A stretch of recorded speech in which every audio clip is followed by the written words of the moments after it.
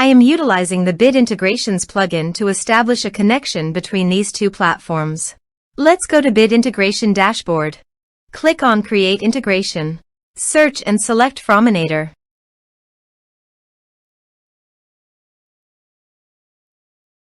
Select a form.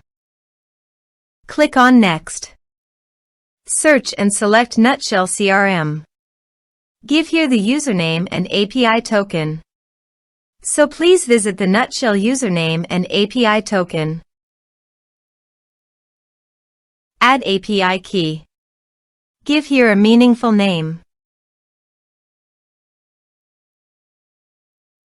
Choose Permission API plus User Impersonation. New API key. Click on it, copy the API key and paste it on the integration site. For username, navigate to the users and teams. Copy the user email, then go to the integration site and paste it into the username. Authorized it. Authorization is successfully done. Next. Choose an action. Map the respective fields.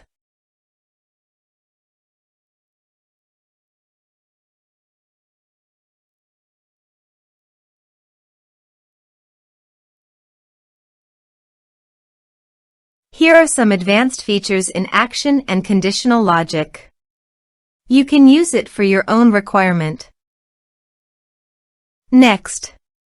Finish and save it. Let's submit a form.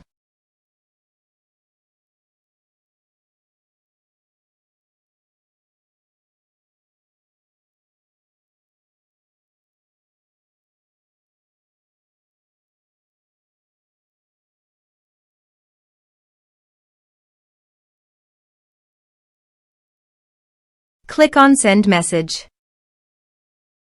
Now go to your Nutshell CRM dashboard and navigate to the people. And here you can see that the data successfully came in the Nutshell CRM.